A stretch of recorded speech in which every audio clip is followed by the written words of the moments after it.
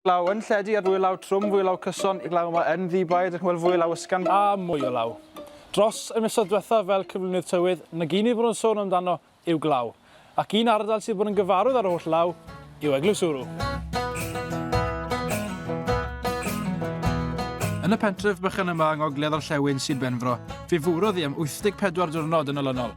I ni marfer â glaw yn yr ardaloedd yma, naturiol oherwydd bleuni yn ddaearyddol. Mae wedi bod yn ddibaid ac yn bendant.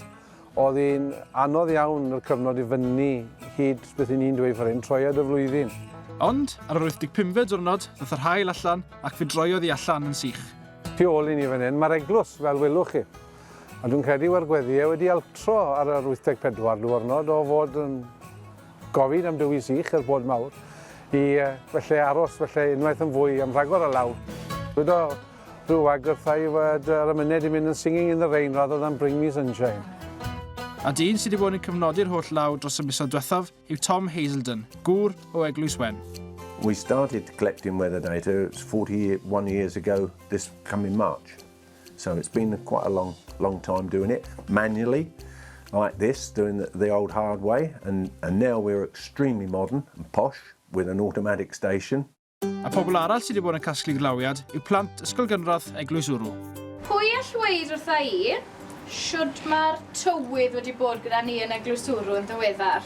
Gwyneth? Bwrw glaw yn swper iawn. Ydy, ti'n iawn? Mae wedi bod yn gwyntog a tywa bach o heilog a glawiog. Bod e ddim yn leaf step. Mae wedi bod yn lead steps.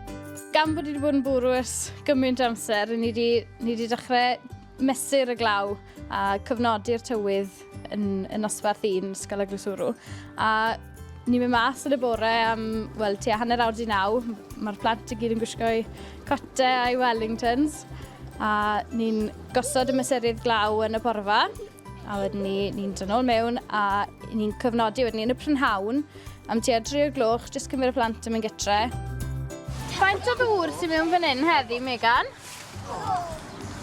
1 millimetre. Mae 1 millimetre o law wedi cwmpo heddi. So Elin, mae'n bod yn bwrw am 84 diwrnod. Odi. Ti'n offi'r glaw? Ydw. Pam ni? Chos yn gallu mynd mas I chwarae. Ti'n offi'r glaw? Ydw. Pam ni? Achos fi licio drwbon pylle. Mae wedi bod yn bwrw gael lot yn Eglwyswrw a ni wedi bod ar y teledu lot. Felly beth sydd wedi bod yn digwydd? Wel, dros y misoedd diwethaf, mae'r aer wedi bod yn cyrraedd ni o'r de orllewin. A pan fydd y gwynt yn chwythu o'r de orllewin, wel mae fe yn aer cynnes. Wel, mae aer cynnes yn dal fwy leithder.